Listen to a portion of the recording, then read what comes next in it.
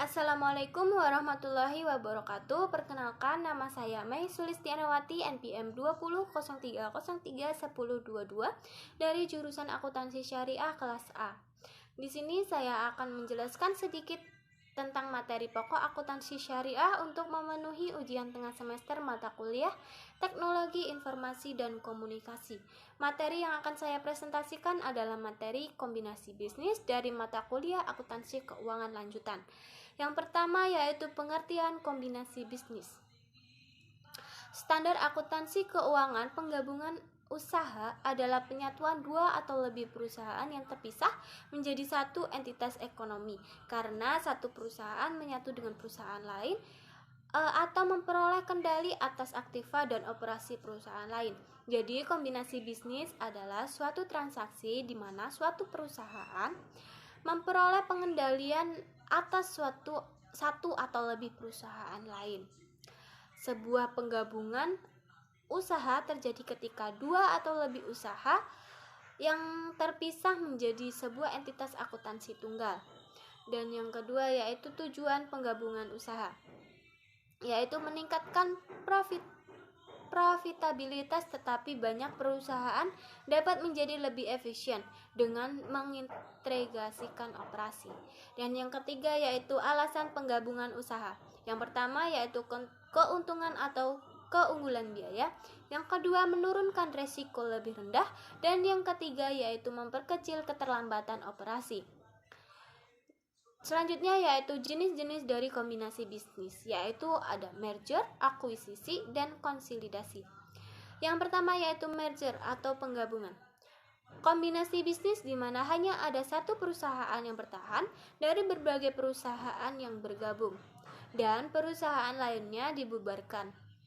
Atau satu perusahaan mengambil aset neto perusahaan lain. Ciri atau syaratnya yaitu penggabungan perusahaan yang ukurannya tidak sama, hanya satu perusahaan yang tetap eksis atau besar. Perusahaan kecil melebur dan bubar demi hukum tanpa likuidasi. Satu perusahaan mengambil alih aset neto perusahaan lain. Contohnya, perusahaan A mengambil alih aset neto perusahaan B dan C. Aset dan liabilitas perusahaan B dan C disatukan dengan aset dan liabilitas perusahaan A. Dan yang kedua yaitu ada konsolidasi atau peleburan. Terjadi ketika sebuah perusahaan baru dibentuk untuk mengambil alih aktiva dan operasi dari dua atau lebih entitas bisnis yang sebelumnya terpisah. Atau satu perusahaan baru yang baru dibentuk untuk mengambil alih aset neto perusahaan lain. Ciri atau syaratnya yaitu penggabungan perusahaan yang ukurannya relatif sama. Muncul satu perusahaan baru dan mendapatkan status badan hukum. Perusahaan yang meleburkan diri atau bubar demi hukum tanpa likuidasi. Satu perusahaan baru dibentuk untuk mengambil alih aset neto perusahaan lain. Contohnya perusahaan D atau perusahaan baru dibentuk. Perusahaan D ini mengambil alih aset neto perusahaan A, B, dan perusahaan C. Dan yang ketiga yaitu akuisisi atau pengambil alihan. Terjadi ketika salah satu perusahaan mengambil alih semua operasi dari badan usaha atau entitas lain dan kedua perusahaan tetap beroperasi.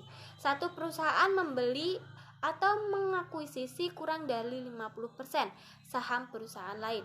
Atau terjadi ketika sebuah perusahaan mengakuisisi saham berhak suara perusahaan lain dan perusahaan-perusahaan yang terlibat tersebut melanjutkan operasi perusahaannya sebagai entitas legal terpisah namun saling terkait. Ciri atau syaratnya yaitu perusahaan akuisitor dan perusahaan target berdiri sendiri dan tetap beroperasi. Perusahaan akuisitor sebagai pengendali manajemen, perusahaan pengakuisisi pada saham atau aset atau goodwill perusahaan target. Satu perusahaan membeli atau mengakuisisi kurang dari 50% saham perusahaan lain. Contohnya, perusahaan A mengakuisisi lebih dari 50% saham perusahaan B dan perusahaan A memperoleh pengendalian terhadap perusahaan B. Mungkin itu saja yang dapat saya sampaikan. Bila ada kesalahan kata atau tingkah laku yang kurang berkenan, saya minta maaf. Dan saya ucapkan terima kasih. Saya akhiri. Wassalamualaikum warahmatullahi wabarakatuh.